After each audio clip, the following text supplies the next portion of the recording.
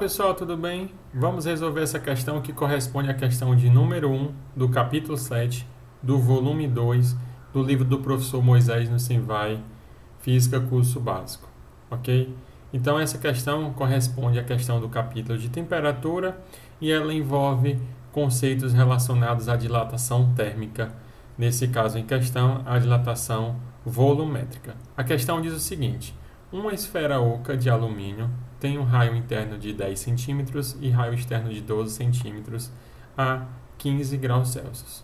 O coeficiente de dilatação linear do alumínio é 2,3 vezes 10 elevado a menos 5 por graus Celsius.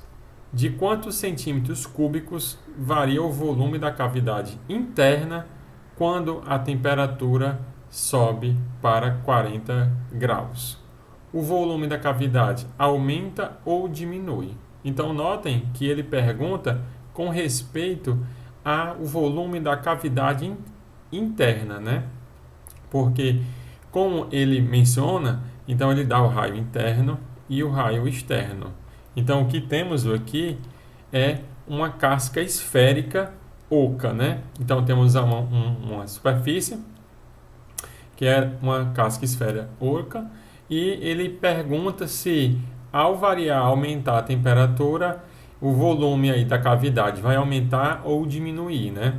E quanto é essa variação de volume? Então, o que é que a questão nos dá? A questão, os dados que ela nos dá é o raio interno de 10 centímetros, o raio externo de 12 centímetros, a temperatura inicial de 15 graus Celsius, o coeficiente de dilatação linear e a temperatura final, ok? De 40 graus Celsius.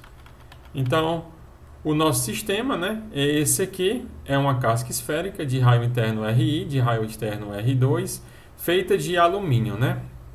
Então, o que é que nós vamos utilizar? Qual é o conhecimento que nós vamos utilizar para resolver essa questão? É a expressão da variação do volume com a variação de temperatura, cujo coeficiente de proporcionalidade é dado pelo coeficiente de dilatação volumétrico, que é 3 vezes o coeficiente de dilatação linear. Então, aqui escrevi, a variação volumétrica de um objeto devido à variação de temperatura é dado por ΔV igual a 3 alfa V0 ΔT, onde alfa é o coeficiente de dilatação linear e beta é o coeficiente de dilatação volumétrico, né? Então, temos aqui a variação de volume, a variação de temperatura, o volume inicial e o nosso 3α é quem é o coeficiente de dilatação volumétrico.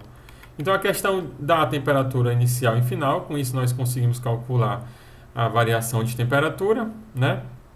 Que é dada por quê? Vai ser apenas a subtração da temperatura final menos a temperatura inicial. A temperatura inicial é 15 e a temperatura final é 40, resultando uma variação de temperatura de 25 graus Celsius. E no caso do volume inicial, ele pergunta com respeito ao volume da cavidade interna. Então aqui o nosso V0, ele vai ser o volume da cavidade interna. Então no nosso cálculo do volume vai entrar o 10 centímetros, ok? Então o volume da esfera de raio interno Ri é igual a quem? 4π Ri ao cubo sobre 3. Então, substituindo os valores, isso vai dar 4.188,8 centímetros cúbicos. Então, o que nós precisamos fazer agora é apenas substituir o valor de V0, de ΔT e de alfa em ΔV e finalmente encontrar quanto é essa variação de volume, né?